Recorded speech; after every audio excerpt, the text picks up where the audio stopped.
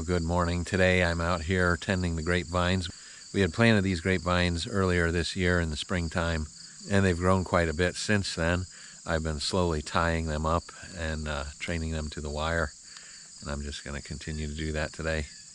Here's what we'll end up with. The grapevine will go on the wire. There's a top wire. We're going a branch going this way and another branch going out this way. And then on the second wire down, one going this way and one going out that way. And the reason you train a grapevine to do that is you actually will get more grapes that way, and you have to prune them. But as long as you train them to the wire and prune them correctly, you'll get a lot more grapes, a lot bigger grapes, than if you just let the plant go wild. If you do let a grapevine go wild, and we actually have several here that we've done that with, we have several Concord grapes that just got out of control, and I just never did anything, and I'll show you those later too. Talking about these new grapevines, I want to start them out right. And as you can see, this grapevine hasn't been trained to the wire at all, and it's all over the place. It'll grow vines out in every direction.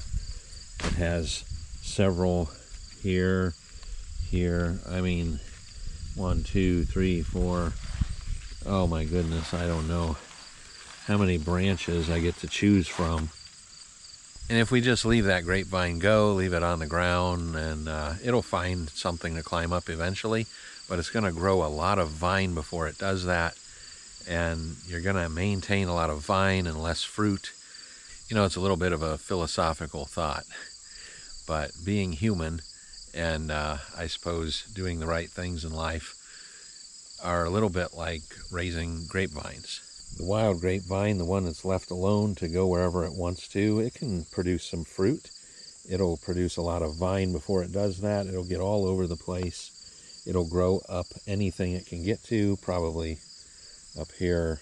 And it's kind of that way as a human being as well. If we are allowed to just go wild in life, yeah, you'll go through life and live and maybe produce some fruit, but you'll produce a lot more vine, a lot more maybe unnecessary things along the way, a lot more difficulties. I don't know, just thinking about it a little bit here.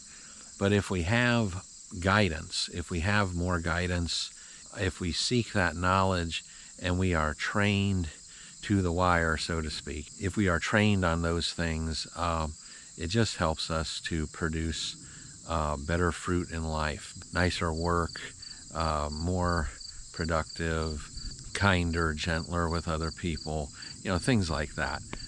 Yeah, well, there's some of my philosophy, I guess. So let's get these vines tied up. Well, as I already said, there's several branches on this to choose from. So I'm going to start by standing it up straight, if I can without breaking it. There's quite a bit here. I just like to use some of this jute string. I just tie it up very loosely. Another thing that I like to do is also wrap it around the wire. And they have their own ties. You see that? That's a natural tie. This little, I forget what they call these, but these will wrap around the wire. And they will curl themselves around here to help secure the vine to whatever it wants to grow up. So I'll just help that along, and I'll leave that in place. Kind of hard to do with one hand and a camera in the other, but I will start that, and I'll hold it there for a little bit, and it'll stay just like that.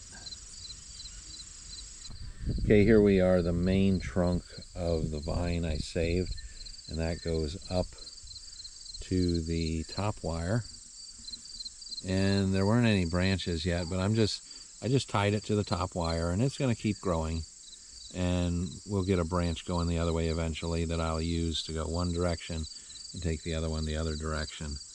But down here where we had all those other trunks coming off, all those branches, I was able to get one to start this way and another to start the other way. And there's some more of those little natural ties that the plant has for itself. I like to just help those get started once I have the plant where I want it. I like to tie those on like that, just wrap them around. And the jute line that I like to use, this is biodegradable, which is one reason I like to use it, is eventually this will dry out and fall off. But whenever it does finally fall off, the plant will be well established and be where it's going to stay. And so I like that. I like to have any ties that I use, I like them to be biodegradable. When placing the grapevine on the line, you want to be careful. It's real easy to start twisting around and get carried away and break it. So you want to be very gentle with it. If you push too hard, it won't turn out right. Just like in life, if we push too hard, things don't turn out right. We have to be diligent and we have to be serious, but we need to go sometimes a little more aggressively, sometimes a little more gently. And this is a place where you're training it to the vine. When you're going through the training, you need to be a little more gentle. I guess that makes me think of schooling children. Here and there I'll find a stray vine. I think I can actually use this one, but if I do find a stray vine coming out, I have to clip those off. Here's an example down here. Just need to clip that off. And we actually need to remove it from the area. You can't just let them lay there. So any leaves, clippings, whatever, if we allow those to just lay on the ground around the plant, as they break down and rot, they attract various pests, mildew, disease, things like that.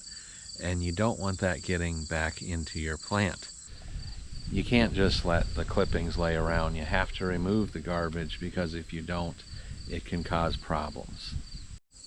Yeah, it looks like this vine is growing okay. It's not as well as some of the others. It wants to grow into the weeds here, and it's just growing one long vine to get over into that area. But if I tie it up onto the wire, it'll help it stay in place where I need it to be and where it needs to be. It'll get better sunlight over here. It'll get better water, more air. It's going to be better for it than allowing it to grow into the weeds. It's not quite tall enough to get up to the top wire, so I'll just take a tie and I'll just tie it onto this wire so it stays put. And that'll help it to stay here, and it'll start growing longer and it'll branch out just like all the others. Just takes a little time. Everything good in life takes time. Well, sometimes it's a little bit difficult to know how to get started. When you look at a grapevine and it's going all over the place, it has multiple branches, I figured that the best thing to do is to just get started. If you just leave it there, it's never going to get done. And if you just get started, they're pretty forgiving. You know, you can tie the plant up. That's the best thing to do, is just try to tie it up, get it up in the air on the wire. That way you can see where the branches are and determine which are the best branches. You want to take the strongest branches, but you also want to get branches that are close to your wire. So there's a little bit of a, a deciding factor there. You have to decide, is this one better than that one? Is this one closer to the wire, or is this one stronger and going to be the better one? But really, it's pretty forgiving. So I would say there's really no selecting the wrong branch, because you're going to cut off the other ones anyways. So as long as you have a branch on there that's not really puny and everything, it's just going to take longer to grow the smaller it is. But if you end up having to cut off a thicker branch because another branch is more convenient to the spacing on the wire, I think that's okay. Now maybe somebody else will disagree with that, but I tend to think it's more important to train it to the wire, and that's what I do. And I've never had a problem with that. All right, there I found it. I think I finally found the perfect grapevine in my vineyard. So it starts down there And I've managed to get a branch going each direction on the bottom as well as on the top. And you can see this one's pretty close to the wire, but not exactly on the wire. You know, you come up a little bit and bring it back down. This one, it's really close. As for these two, the main one I bent over this way, and the other I just took this way. And I finally got several of these grapevines tied up and done. Well, I would say I'm not a professional at this.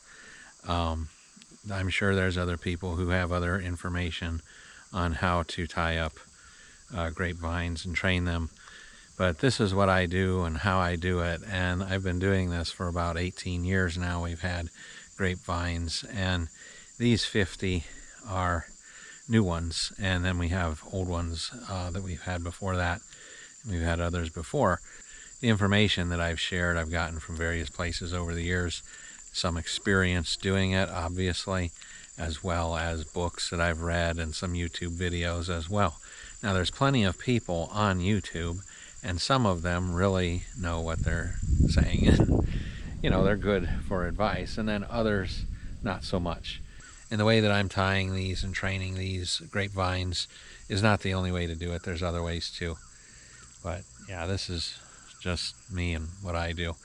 So enough about the tying up the new grapevines. Let's go see the old one.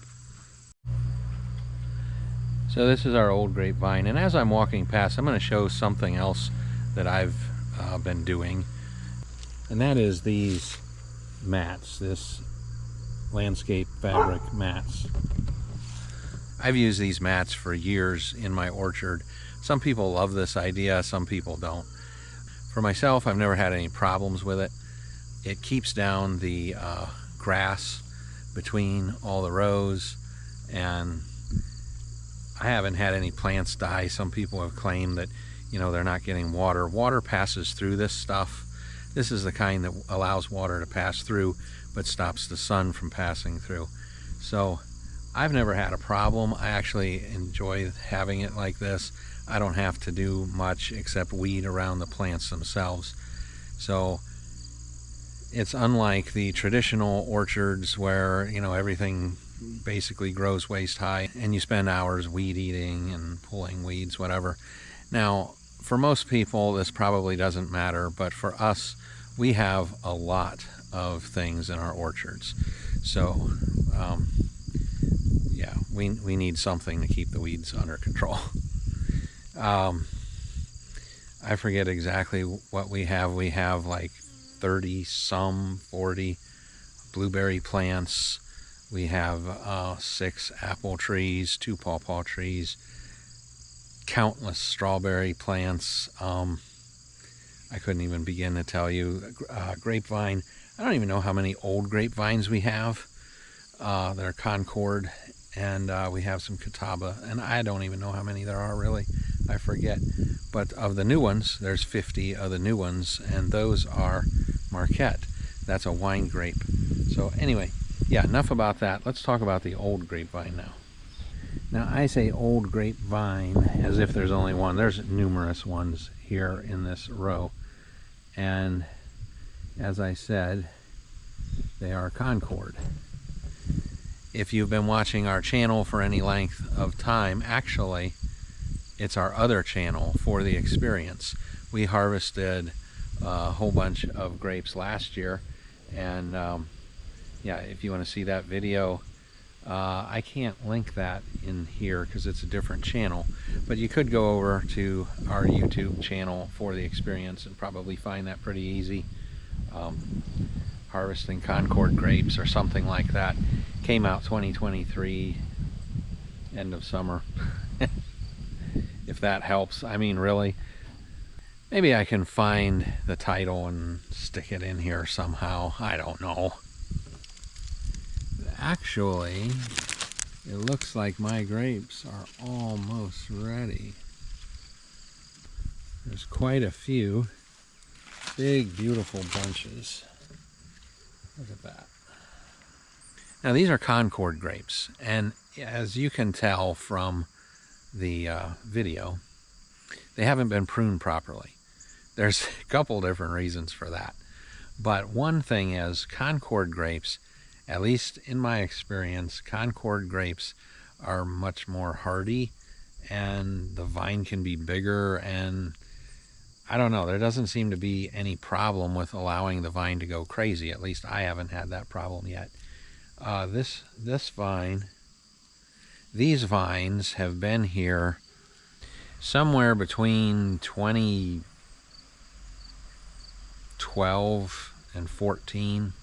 We put these in. Before that, we had some other wine grape varieties, Catawba and Niagara, and we didn't like those. They were okay, but they had some problems. But we put in the Concord, and it's been just wonderful ever since. Concord is a pretty good grape. Make a wonderful jelly, as well as, you know, you can make wine out of them. They're just a good grape all around. It's a good one. So if you're wanting to grow grapes and you're not sure what to get, I would suggest Concord. I think they're one of the easiest ones. An actual wine grape has a higher sugar content, and some people consider Concord to not be a wine grape. Others make wine out of it. But actual wine grapes, what's considered wine grapes, have a much higher sugar content, and you have some issues with them because of that. And I ought to actually go show you right now, we have an aphid problem on a lot of our Marquette grapevines. Oh, let me see here. Any of these black dots that you see on the back of the leaves, if you can see that in there.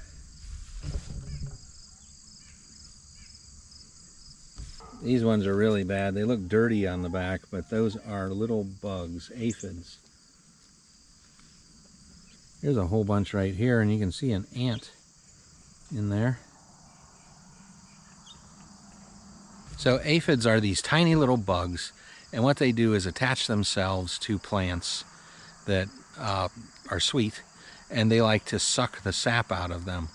And what the ant is doing, that you saw walking up and down the vine over the aphids, he's not eating the aphids. He's actually milking them. So aphids will suck the sap out of the plant, and then they excrete a milky substance, which ants, particularly carpenter ants, like to get a hold of, and they'll take that and carry these droplets back to their nest. I wish I had a higher resolution camera with me at the moment. It would be kind of interesting to, I guess, record that, but I don't. This one won't get that much detail on something that small, so we'll just skip that idea for now. So what do we do about those aphids, you might be wondering? Well, we are not certified organic. However, everything that we grow here is organically grown. So we do not use chemicals, pesticides, any of that. We actually take diatomaceous earth that would be approved for organic farming, and that's what we use. We would sprinkle some diatomaceous earth on there, and you may have seen some powder on that already. That's what that is. It is not a pesticide. It is a natural product, and you can look that up online if you want diatomaceous earth. That's what we use, and it's a natural material that has little like shell pieces, and basically what it does is when you sprinkle that on an infestation like that, the bugs will walk across it, and it's kind of like as if a person was walking across glass and razor blades. It cuts them up, it digs into their shell, and it kills them off that way. It doesn't sound very nice, but when you have an infestation of bugs, you do have to take care of it. And if you don't want to use pesticides, you know, diatomaceous earth is a good choice and alternative. There's other things as well, insecticidal soaps and things like that. And we've used some of that in the past, but some of those, even though they're approved for organic, I don't know, we've been kind of on the fence with some of it. Some of them are better than others, but yeah, it's just, that's what we do. We try to keep it organic and natural as much as possible.